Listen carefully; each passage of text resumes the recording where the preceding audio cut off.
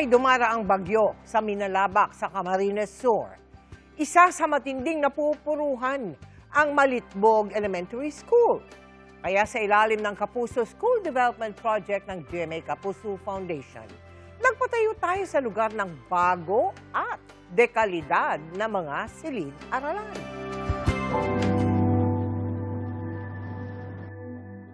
Nang manalasa ang bagyong Christine noong 2024 sa Minalabak, Camarines Sur, mga medalya ng mga anak ang ilan sa mga isinalba ni Annie ng bahain ng kanilang lugar.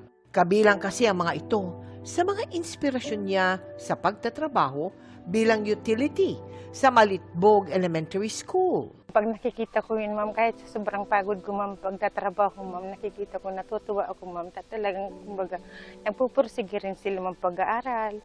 Pero ang eskwelahang nagpapanday ng kanilang mga pangarap na problema sa kakulangan sa silid-aralan. Madalas din itong bahain, kaya nasira na ang ilang silid at hindi naligtas gamitin.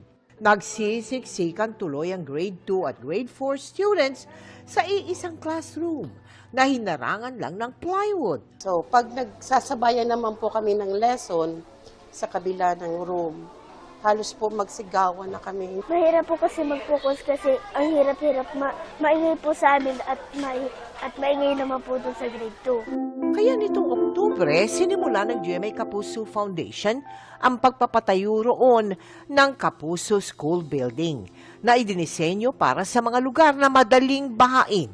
May 2 palapag ito at may 3 classroom. Sa ngayon, around 60% na yung ating accomplishment. Elevated yung ating mga classrooms. Ang height niya is 3 meters. So yung baha naman dito typically nag-range lang na 1 meter to 1.5. Mga kapuso, malapit na pong magamit ng mga mag-aaral ang matibay nating Kapuso School sa Malitbog Elementary School. Sa mga nais makiisa sa aming mga project, maaari po kayong magdeposito sa aming mga bank account o magpadala sa Cebuana Luwalier. Pwede ring online via GCash, Shopee, Lazada, Globe Rewards at Metrobank Credit Card.